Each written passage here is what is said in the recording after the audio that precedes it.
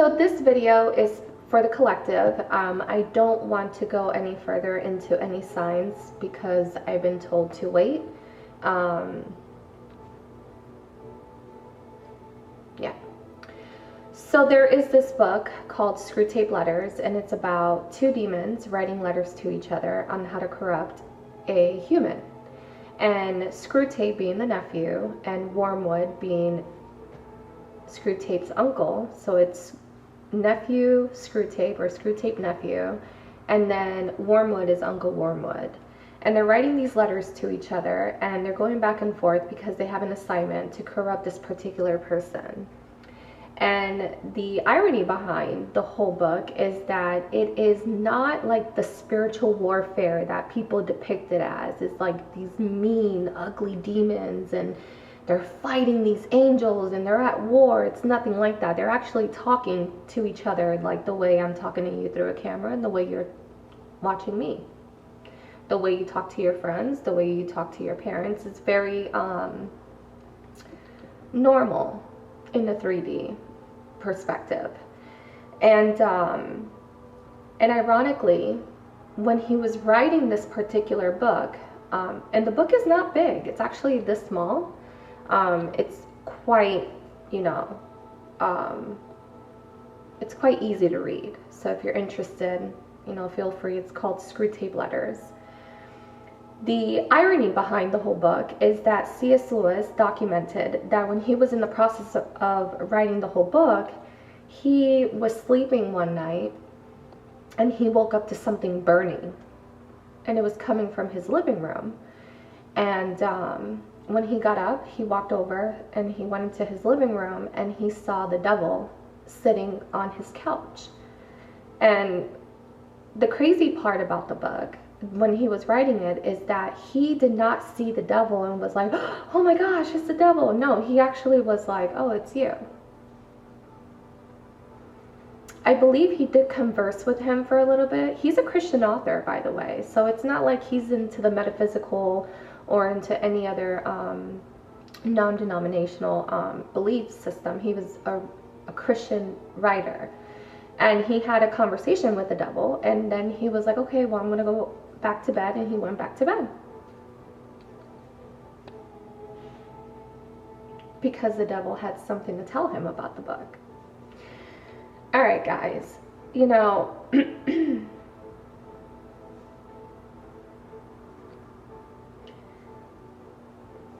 we have Saturn that is retrograde, and it's going to go direct in November. And the irony behind this whole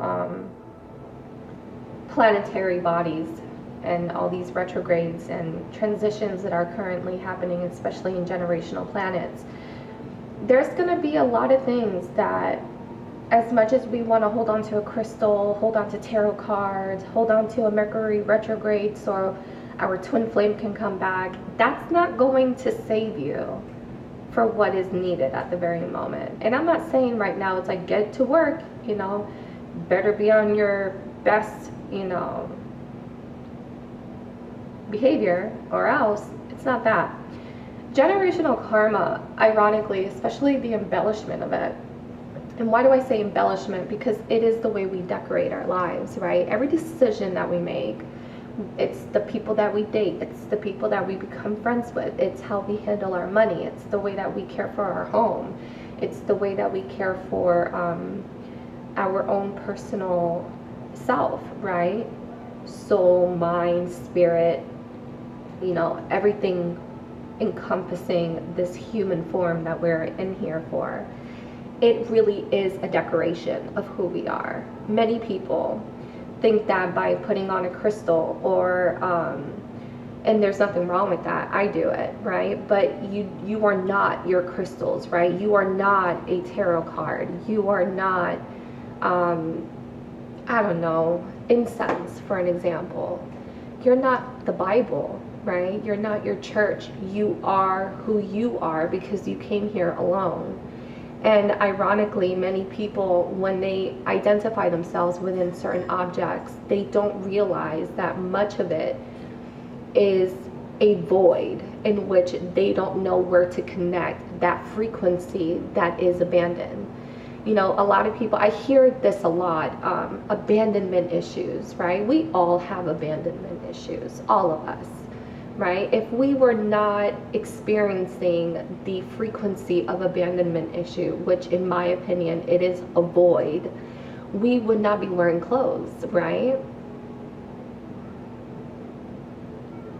We would not be looking for a lover, a friend, right? We would not be looking for a career path, a passion, a belief system, something that gives us a strength of faith, right? Whether you are not someone that connects in that spiritual realm, right, in that spiritual sense, it does give, you know, the ideology that by us decorating our aura with such, it will give us a sense of identity, a sense of progression in where we are going and where we see ourselves within that space. And much of it, you know, and I can say from personal experience, you know, coming from someone that used to wear a lot of makeup, and I was eating extremely horrible. And that's another thing, food trends, right? Oh, I'm a vegan. Just because you're a vegan doesn't mean you're helping the environment. You know, veganism, yes, it is something that does bring a sense of health, of sustainability within ourselves and in our environment. It does give this false sense of like we are doing something good. You are, but you're not really doing anything good for your soul. Now, many people are going to counteract that and say, well, you can't really, you know, you have to have a clean vessel in order for you to connect with, you know, spirit. That's not entirely true. You don't have to be anything to connect with spirit. You just have to be in a vulnerable state, and that means to be egoless, right? You know, when you stop identifying yourselves within objects, within relationships, you are then available and open to spirit, right? And their spirit can use you in very, very direct ways. I find that, you know, I find it ironic, and this is my opinion, that atheists, right? A lot of people who are atheists, you know, spirit uses them a lot more than they think, right? Because they're so open, although we look at it like, no, they're closed off, they're not open to spirit. No, they're quite open, more open than probably we are, right? Because we come with these expectations that if we light up an incense or a candle, we are connecting. We are not connecting through that, right? That does bring a divination tool for us to bring in the spirit that we are trying to conjure up, right? So also be careful in lighting candles and holding a crystal. A lot of people be out here buying all this stuff and they have no intention behind it. So they are more open, right? Not just only to spirit for them to be used, but also for the darker realms, for them to come in and kind of toy with you a little bit. You know, many people have told me many times before, you need to open up a YouTube channel. You need to, you know, you need to go out there. I don't need to do anything. I'm going to do it when I'm ready, because I take this very, very, very, very, very, very, very, very seriously. This is not a joke to me. This is very serious for me. I am not the average tarot reader. I'm not going to sit here and I'm not going to tell you that your twin flame is going to come back 2 months from now or 2 hours from now. I can't. It's just something that I don't align myself with. But I will come and talk to you about how you can generationally keep abundance and wealth in your life. And I'm not just talking about money, right? And let's talk about money, right? Oftentimes, you know, we look at tarot readings and we connect this ideology that, you know, a soulmate is going to come in and they got the bag and they're very independent and they got this career. Listen, just because somebody has the bag, that doesn't mean that they are good for you, okay? Remember that. I've seen some people with a lot of money that have a lot of dark, evil tendencies, a lot of them. And they're very deep, and they're very, very hard to pinpoint at first, right? Because they are so embellished in money. You know, embellishment is a way for us to cope with the reality of not wanting to see what we need to work on. And oftentimes, you know, if we sit back and we understand that we are not in control of anything, really, even our healing process. Many people go, oh yeah, like, you know, you need to heal. No, they're going to heal when they're ready to heal. I will never tell you, you need to heal. I'm not going to tell you that. You can start your healing process, but that healing process will end when spirit, the universe, said so. And that's not something that you have control over. Because the reality is that your healing process, it is connected to a lot of people's healing process. So sometimes, you know, you're going to be in the rest area for a few days, a few years, a few decades, and that's okay. Maybe you start the spiritual healing that you need to do, and you're not the one who's going to finish it. It's going to be somebody else in your family that's going to finish it, and that's okay, right? We're not here to do a race course and look at me, I'm so gifted and spiritual, because that in itself is an embellishment. That's an entity. Do understand that. That ideology that you can have that control of your healing process. You don't have control over your healing process. You will be awakened to your healing process when you are ready. The thing is that many people don't even want to start doing the work because we have created this illusion that if we start something, we have to finish it. You don't have to finish anything. There's probably going to be a few things or more that I start in this lifetime that maybe my grandkids will finish, or my great grandkids will finish, and that's okay, right? Because I'm not Jesus. I'm not here to be on the cross for nobody. I'm here to do my assignment, finish off my destiny, hopefully with a good grade, and then off I go. And if I return back, then let's go again, you know? Sometimes it's okay to be a human being, right? We're not always spiritual. And it's that toxic spirituality that we are so emphasizing on, that we need to somehow or another fix ourselves, because if we don't fix ourselves, we're not going to get what we want. That's an entity, guys. Please do not fall for that. Don't fall for that. It's not going to do you or anybody around you justice. It's only going to stress you out and then give you wrinkles. That you don't want that. Yeah. I'm going to pull a card.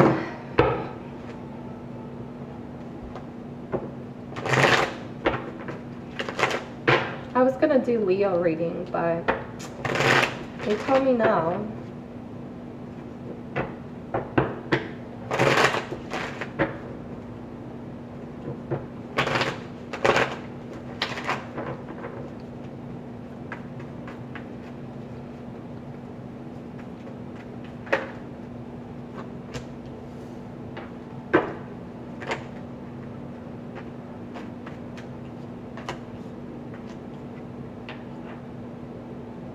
Material matters. Yeah, okay. Material matters is not something that we ourselves have to really be focusing on right now. And I'm going to be honest with you. And I understand, like, I was just talking to somebody the other day, and they were like, money is everything. And I'm like, no, it's not. But I didn't say that to them because I'm not about to go into like this big debate. But hey, you know, that's where they are in that timeline of theirs, right? Because we are all in different timelines, believe it or not. It doesn't matter. It could be 2024. We are all in different timelines, and those timelines don't have anything to define it. It's just a timeline. It's a frequency. It's an energy frequency, right? This is why, you know, you can be in a whole nother level of your own perspective, and somebody can be just so further away from where you are, and it doesn't make them any better. It just makes them in a different timeline, right? So we have the King of Pentacles and the Four of Cups. This is, you know, the irony behind everything. It's creating this illusion that money or material things is going to depict our karma. That's not true. I know a lot of people with a lot of money and they got serious karma. It has nothing to do with money, right? And if you are in that space, I would recommend, especially before November, to just kind of just shake that off, because it's going to be shaken off of you. Because hearts,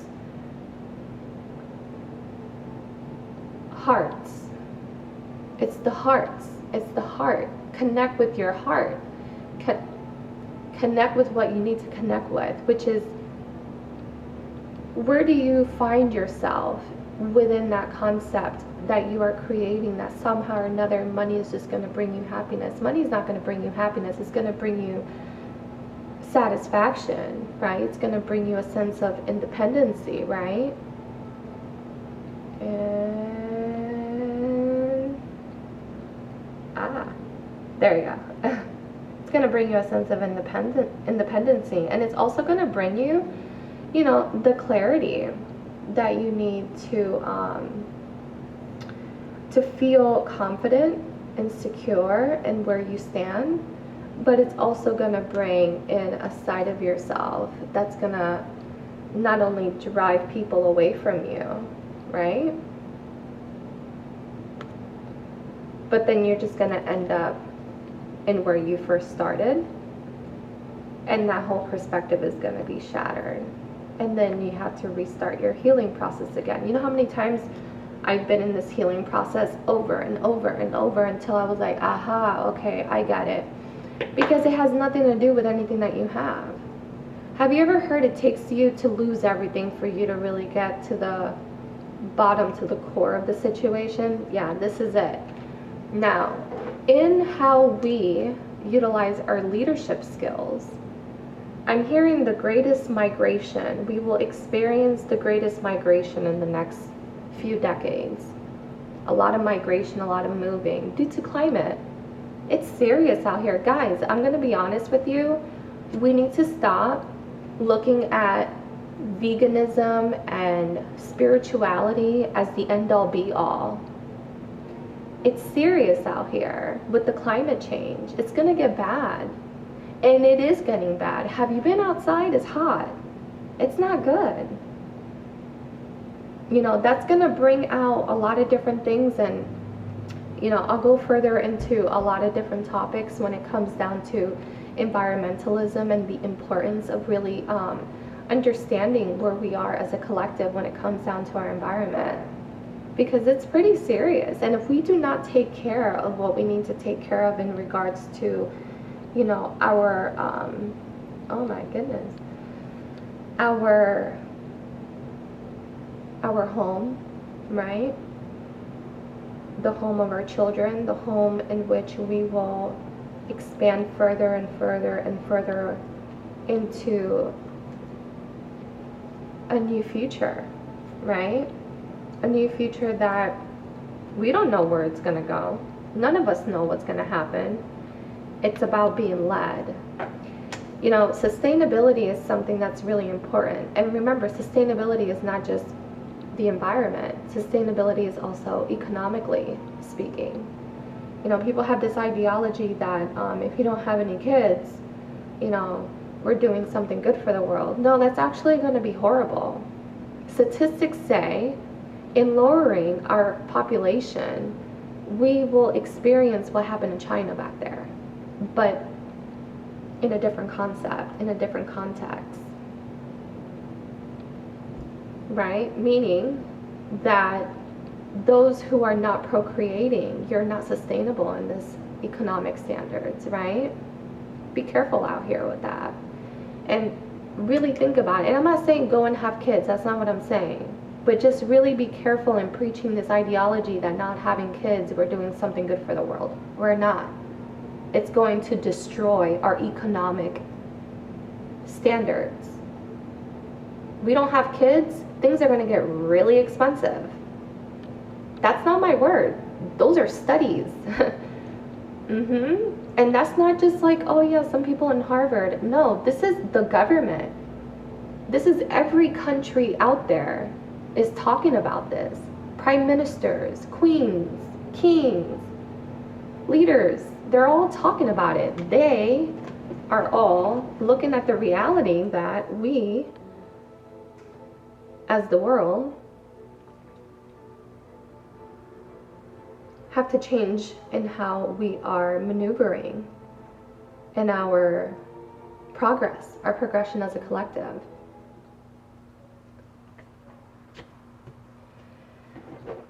I am going to leave it here. And yeah.